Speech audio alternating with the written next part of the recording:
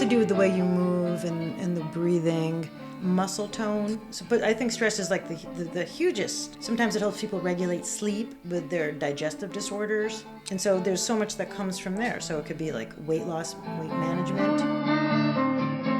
Hi, and welcome back to How Much Can I Make? I'm Merav Ozeri. I was always interested in the process of the entrepreneur. How do they become successful? What does it take? So today we're going to stretch into the world of yoga with Linda Winnick. She is a longtime teacher in Woodstock, New York, runs her own studios, I should say, plural. And she really built her career by helping people find balance, stress-free life, healing, and other great, fantastic things. But how does that translate into a paycheck? Let's find out. What does it really take to turn a yoga passion into a profession? Linda, thank you so much for doing it and giving us your time, first of all. So when I met you, I took classes in your studio, and you had a bunch of studios. I want to know, how did you get into teaching yoga to begin with?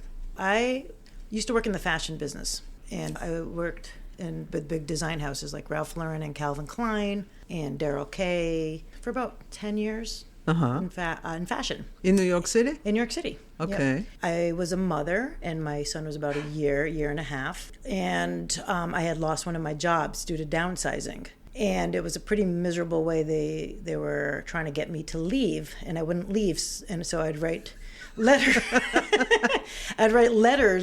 to human resources all day long. And because of that, they gave me a severance package. So I took that money and I invested in something really bizarre, which was a master's degree in Ayurvedic medicine and yoga philosophy, because I didn't know what to do with myself. So I tried to figure out what to do next. I started to study herbology, started to look more into Ayurvedic medicine, because I always was very intrigued not just by medicine, but also by psychology. But Ayurveda and yoga resonated more because of the multidisciplinary approach to health and healing. I was looking at different programs, and I found a program in Vermont called Goddard College, and they had a healing and health arts interdisciplinary program. And so I was able to use the money that I got from my severance package and invested in a master's degree of something that was not really a thing for a job.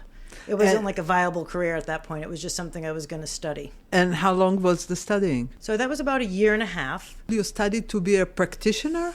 I just studied it. I wasn't studying to be really anything. I just studied the philosophies and the medicine. And I studied with different Ayurvedic doctors. So when I did graduate, I wound up going to get my yoga certification as a gift to myself. So I guess the answer would be yes, I wanted to be an Ayurvedic practitioner, but it wasn't really a job yet, so I didn't know how that would play out. Okay. And then I became a certified yoga teacher, and then I wound up being more needed because up here in Woodstock, there weren't any real yoga studios, so there was one that started. How many years did you practice yoga as a student before you became an instructor? I started when I was 18, and so I became a teacher, I guess, when I was 30. Oh, so about a long 10 to 12 years, yeah. 10 to 12 years. So I did practice it, and then I also I did martial arts for a while, so that was like also part of my story, my understanding of movement. I've always been a big fan of movement and exercise since I was probably 8 years old. So you became an instructor, you got some sort of a certificate. Yeah, I got a certificate. And Shivananda. That's what it's called? Shivananda? Yeah, Shivananda Ashram, yeah. Okay, so you got your certificate. Now, how do you get your first students? My first students was, part of my master's degree was to use Ayurveda and yoga to treat addiction. So my first quote-unquote students were people I worked at this rehab. I was working at First Step in Kingston. And so on Saturday night at 8 o'clock p.m., I was their recreation. So they were basically held captive for me to teach them yoga, which was perfect, which is also part of how I teach other teachers now, that you really want to start on people who really don't know yoga. So you're kind of gaining your chops. And so they didn't know any better. Most of them were highly medicated and withdrawing from drugs. So whatever I was doing, they couldn't really, understand 100% either. So I was able to work out my teaching yoga. And then a yoga studio opened up, and everybody needed a yoga teacher. At this time, though, it wasn't like a viable income, so I would go back and forth between New York City and here. So I'd go back into fashion. It wasn't that popular then, It wasn't that popular, no. So I would go back to New York City and freelance. So I was still almost got sucked back into the fashion business. But then by that point, I was sort of the yogi, the residential yogi in the fashion company. This one was Nautica, so I would teach all the designers yoga. But wait a minute, how did the recovering addicts took to yoga? Did they like it? Some of them liked it, and it didn't matter because they had to do it. I mean, I found it was going to be, very useful for the recovering addict to do yoga because you don't need it to have any money. You don't really need much to do it. And just the profound effect that yoga has on your body, on your mind, for relaxation, for clarity. So that was the whole 225-page thesis that I wrote, was on that subject matter. What kind of issues yoga can solve? Well, first, the main thing is stress. Really? Yeah, stress is like the main thing. Well, it has to do with the way you move and the breathing. And sometimes it's like if the philosophy could sort of resonate with something that might actually bring something that you might bring home with you. So muscle tone. But I think stress is like the hugest. Sometimes it helps people regulate sleep with their digestive disorders. And so there's so much that comes from there. So it could be like weight loss, weight management. It doesn't necessarily eradicate cancer, but it can accompany like helping people feel calmer about the process of the healing. I've somehow or another specialized with people who have had joint replacements. So I have a lot of people with hips and knees. I work a lot with athletes, so I'm kind of helping them balance their body off from doing their athleticism. I also became a personal trainer because I also needed more tools to help. So I'm sort of like somebody who weaves yoga and with personal training. I also do sort of what would be considered physical therapy, quote unquote, stuff, whatever I've learned. I keep researching and trying to find what helps my clients. I realize that a lot of people can't actually do the quote unquote textbook style yoga poses. So I've learned how to modify everything for different body types using props and chairs. I have studied a lot about bodies because that's the medium. Right. As much as there's a very strong spiritual component and a mental component, the physical part is where I can destroy you if I don't know what I'm doing. Right. So I really needed to learn about anatomy, physiology, kinesiology. Wow. The whole shebang. And then I also studied bodywork. Okay, so you got the addicts as the first client. Yeah. And how did you grow from there?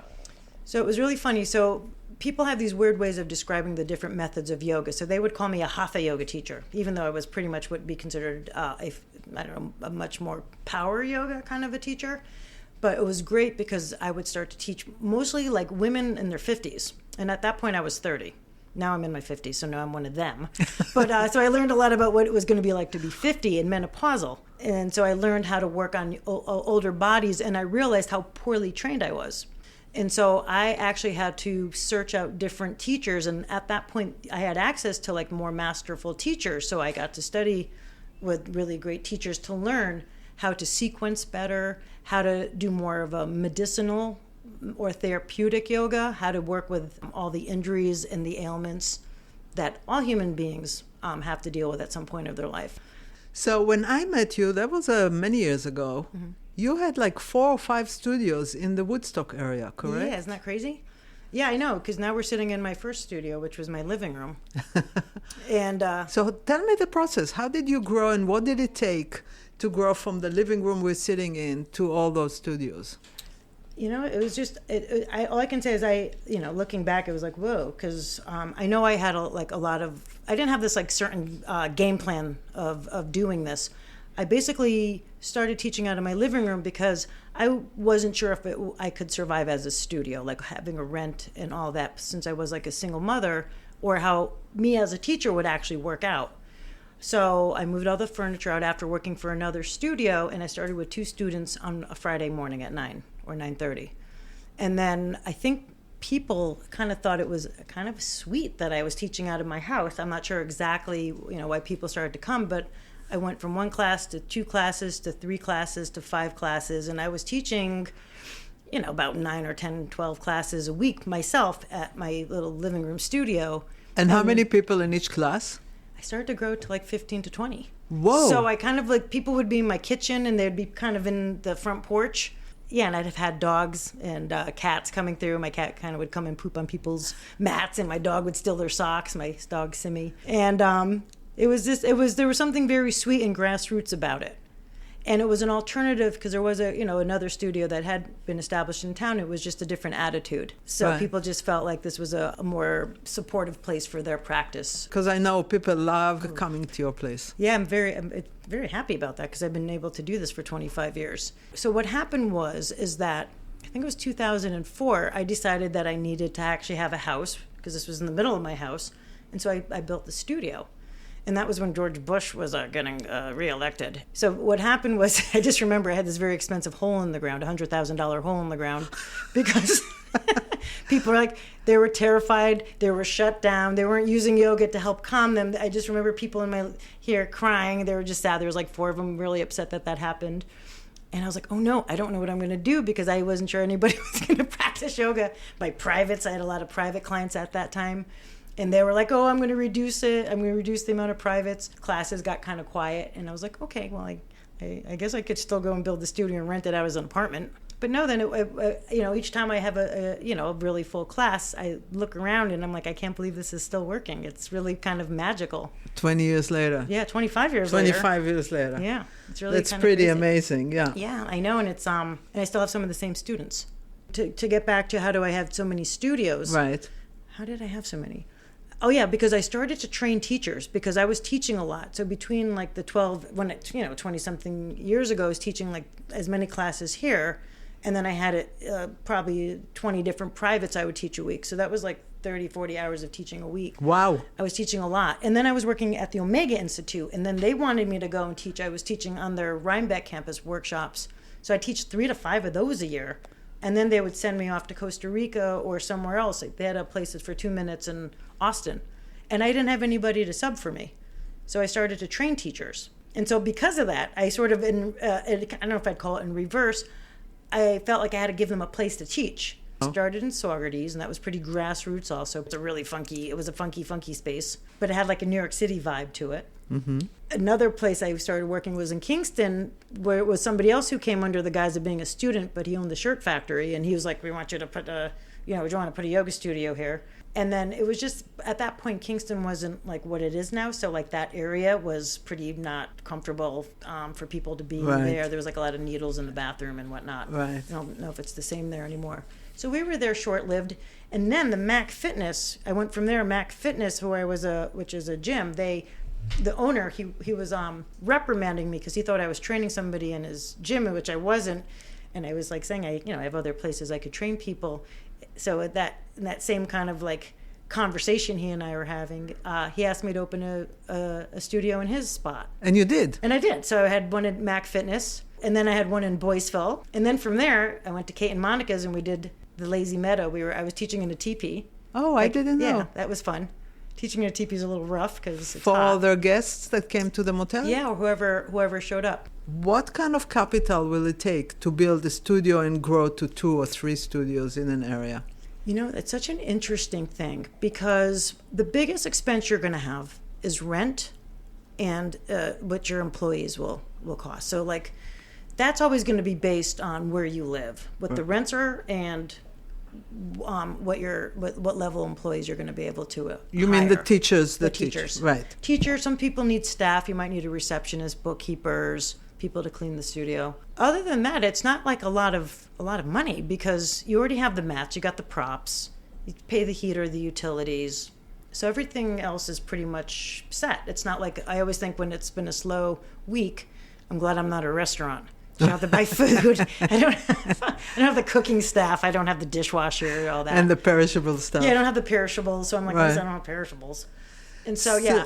So if somebody starts in a studio in their living room, let's say, Yeah. how much money can they make? Yeah, it depends how good they are. I hate to say it, it really is. Let's It say they're depends. good. Let's say they So if know they're really yoga, good- they practice, and they're good teachers. Yeah. Okay, so if they're good teachers, the next thing is how much do you want to work? Like for me, I had a good amount of energy. Like I used to work, in fashion, so I used to work long hours. So for me, teaching 8-hour day, I taught an 8-hour day. Some people can't teach 8 classes a day. How much each student pays?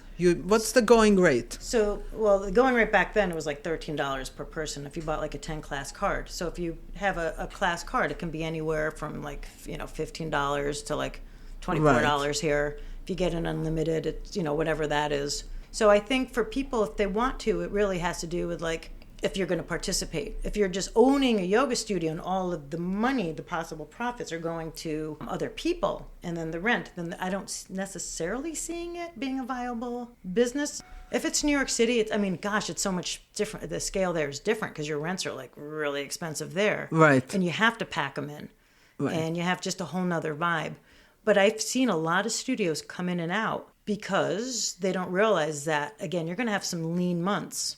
And if you do not own the building or you don't have some sort of other way of making money, I don't know how they're going to make their ends meet. My whole idea about doing this is I didn't want to go insane doing this. Like, I didn't want to feel fear. I didn't want to be anxious. I didn't want to start pandering to keep students. I wanted to teach how I felt I should be teaching based on how I learned and watching other people. I didn't want to make this trendy. I didn't want to be the flavor of the month. In the beginning, I was like, oh no, this isn't going to last. This isn't going to last. 25 years later, I teach the same amount. So you said before the slow months that you will have slow months. What are the slow months in this business? You know, okay, not to sound like they're not that slow here. Like when you're, they could be slow. They could be slow. Like, because I was thinking about that. Like, when do we have slow months? We might have a slow week. The only reason that we don't have that is we're very steady here. I don't change things a lot. The schedule that I've had has pretty much been the schedule. We get people seasonally in the summer. So we might get bigger classes, like up to like 30, 40 people. Wow. Yeah, they get pretty large. What is the most lucrative? Is it the private lessons, the classes, owning a studio? What's the most lucrative part of being a yoga teacher? All of it. All of it? All of it, yeah. But like, you know, like if you do teach classes, those are, I guess, more lucrative because like, you could do the math. If you get like 40 people in a class and they're all paying like anywhere between $13 to $4, right? You know, Right. minus whatever you your could do expenses really are. well in the summer, right? Yeah, you could do really well. And then, you know, the privates are sort of steady. And those are my known quantity. Like, I know that they're showing up for classes. How much can you never charge? know. What's the going rate for private class? You know, probably like 125, 150. And how long is the class? It could be from 40 minutes to 50 minutes, 45 minutes That's to an fair. hour. That's fair. Yeah. They get a concentrated, like very much focused class on them. And each student that I have like, again, a lot of different private clients with different needs. I also match their personality. Some of them like to chat with me, which can you imagine? So we chat and we do yoga. And some of them are quiet and I'm quiet with them. I have a lot of very high, profile people that I work with. Right. And I have like a lot of CEOs and high-powered humans. So I adjust based on what their needs are. I don't need to chat with anybody. I don't need to not chat with anybody. And so I become their person. So I'm also their confidant. And so I hold a lot of energy for people who are going through some serious stuff in their life. And I very much value the relationship. So the privates have that going on. And I get to know them. Whereas like students, I wish I could know every single one of their stories. But it's hard when it's a little, there's an element of an anonymity. It's a group. And I try to break through the anonymity or the boundary because, again, yoga to me is very intimate. And like today I had somebody, I'll never see them again. Not because it was bad or maybe it was for them, I don't know. But like they come through town and like I'm like, hi, you're in my yoga class and we're doing these things and I don't know what you're like as a student. And it just I find it really interesting. Like this is a very intimate experience that we're sharing. And I'll never see you again. It's like anonymous sex. Yeah. What happens if you are injured or you are sick? What do you do then? Oh, I know, isn't that awful? Because I do get that way. Could you imagine? Like, actually, that's when I bought the property in the middle of town because I had gotten some body work done and they kind of disabled me. Where I kind of learned what like core strength was, where I was like, wow, I can't even pick up my wallet. They had kind of like twisted my pelvis and I just had no core. I was like, everything went and I couldn't move. I remember I was actually teaching and all of a sudden I went to go demonstrate a triangle pose and I was like, oh, I can't move. And so I realized that everything is invested in this whole being here. I mean, I have teachers that work for me. Right. But the reality is I'm the one that's the financial situation here. I'm that person. So I bought a Airbnb. So did you not teach yoga at that time? No, I did. I kept teaching. I know how to teach without moving. Oh. I'm like a big talking blah, blah, blah. So you put the coin in and then I could shoot out sequences. No, because even with my hip repair now, I basically taught. I started teaching after 10 days. And it's interesting because I feel it when I'm talking about it. So I can sequence from my mind feeling my body doing it, even if my body isn't doing it. And I've done so much yoga where I'm like, okay, I'm going to combine this with this, and I'm going to add this, and then I'm going to throw this in. It's almost like a chef being able to cook, knowing the flavors of food without actually having to taste it. What would you say is the biggest challenge of being a yoga instructor? The biggest challenge of being a yoga instructor is that's such a great question, because if you asked me this about 25 years ago, 23 years ago, for me it was like the unknown of it all. Like it's constant, like it's like very always unknown in the sense of like there's no document that says these people are going to show up. Right. I don't know who's ever going to show up. There's a certain regularity that happens. Because I was a single mother when I started, there was so much anxiety behind it because I all of a sudden committed this to be my livelihood. And I was like, it was not a known job at that point. Right. It wasn't a career. Right. The career made itself, right? I was working in fashion part-time, like doing freelance work in the city. And then all of a sudden this started to take off. And so then I was able to be like, oh, I guess I could do this now. And I had some really great gifts, like the person who co-founded Omega, Elizabeth Lesser.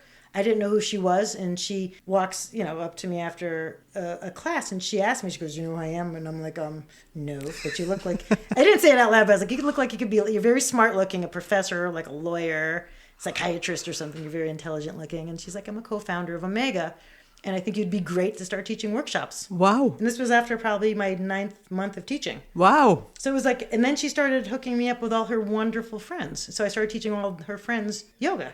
And I didn't know who these people were either. And a lot of them were pretty, highfalutin. She just happened to go into one of your classes? Yeah, she was in one of my classes when I was teaching. And you know what it was? She was crying. I hope she doesn't mind that I'm telling you. It's a very beautiful story, which is more about her than about me. Or maybe it's about us. She was crying, and it was around 9/11. And I didn't know why she was crying. And I'm holding her while I'm teaching. I'm just hugging her. As one human to another. I was like, oh no, she's crying. I was like, I don't know what's going on with this woman. And then that's how she told me that because I did that. That's how she fell in love with me. You see, I was going to say before it's a matter of luck. She walked into your office, but it's not. It's how you use that luck. Yeah. That's a great story. It was very beautiful. And then like all of a sudden I'm doing all these things that was like, what? And like, it was a dream, but it wasn't like a dream I had. It was a dream that was happening. So I didn't have an idea I wanted to work at Omega. I was just really honestly in survival mode. Everything I did was like, oh, I got to make this work because I have a child to support. I bought this house. I was like, I don't know how to do any of this. But I think also I was just always curious. Right. Like there's a certain level of curiosity about every person who walks in. So I'm like, oh, who are you? And what can I do for you? There was a strong belief in yoga, in technology of yoga, if I was to call it something. Did you have to spend money on advertising? Not so much. Like advertising, like I still am pretty big word of mouth. And it was so cute because when I first started, it was all about making a flyer. And I remember like when I knew I was like going to probably get fired from this one place I worked at, which again, I wound up owning later down the line. I remember like looking at the guy because I had like 2 students and I look at him and I'm like, oh my God. I said, he goes, well, why don't you open up your own thing? And I was like, well, I don't know how to make a flyer. That was like my biggest grievance. I was like, I really don't know how to make a flyer. He goes, well, I do. I'm a graphic designer. And then Shakti was born. All it took was someone telling me they knew how to do graphics. What advice would you give somebody that want to start? Teach a lot before you open a studio. To start teach a lot, friends and family and stuff? Yeah, if you want to teach yoga, definitely, I would suggest going to a program that's more than a month because you can't really learn anything in a month to the degree of which you need to know for this if you want to make this a full-time job. Okay. I've had 2 people last week, 2 friends' daughters, for some reason, one week were like, oh, I'm going away to like Mexico or Costa Rica. I'm going to become a yoga teacher. And I'm like, you're going to have such a great experience doing that.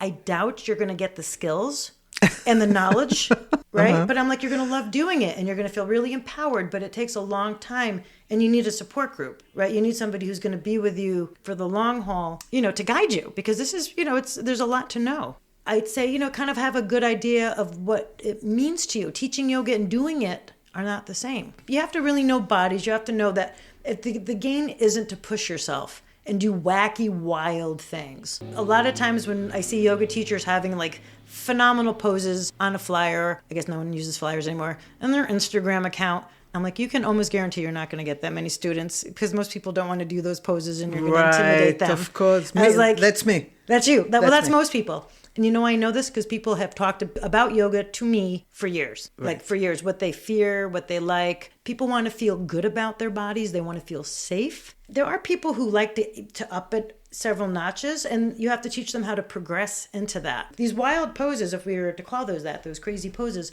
your mind has to be incredibly calm. You have to be more meditative because you regulate your breathing. You have to learn how to use different components in your core body. Because it's not so much upper body strength. Sometimes it is, but it's your whole body. And so that's, yeah. Are there any special skills somebody need to have besides knowing yoga and practicing yoga? Do they need any other skills in order to open their own studio, their own classes? I believe you need to have so many skills. I think, like, to teach it, that's just teaching alone. Now, to be... Like what? Well, you have to know about bodies. You have to know about philosophies. You have to know how to vary it. The sequencing is essential. Okay. You have to, deal with pregnant people. People walk in, they're like, I have a knee replacement. I just had glaucoma. Wow. I've had open heart surgery. I've had cancer. I've had a baby. I'm going to have a baby. I have a lot of babies at home and I'm stressed out and I'm a mom. So you read about different conditions and then you adjust your... Well, yeah, if you saw my library. But I mean, I actually do study and I learn a lot from studying on people. But it's like, yeah, you have to know. I believe you have to know a lot. Have you seen demand from students changes? Wanting something different than when you started? Yeah. Like what? I think what happens for some students, not all of them, is that they want to know more of the spiritual dimension. Like they might come in for the physical, but then they start to see like, oh, what's the philosophy? What is all this Ayurveda that you're talking about? So sometimes they start to inquire about that. And that helps their yoga practice. Yeah, it helps their life. I don't know if it helps their yoga practice, but it definitely helps their life. Wow. Because like yoga is there to support life. Like when you're really in it, it kind of makes you a little bit, I don't want to say more agreeable, but it allows you to accept things a little bit more. Right. One of my favorite teachers, he's an Ayurvedic doctor, he accepts everything. Like, it's amazing. Like, he's just like, oh, that's, divine plan, divine plan, divine plan. He doesn't have any rifts in his psyche. Right. Because he just sees whatever happens as what is supposed to be. What's the biggest reward of being a yoga teacher? Oh, goodness. Well, all the wonderful, honestly, it's going to sound trite, but all the wonderful people I actually get to meet.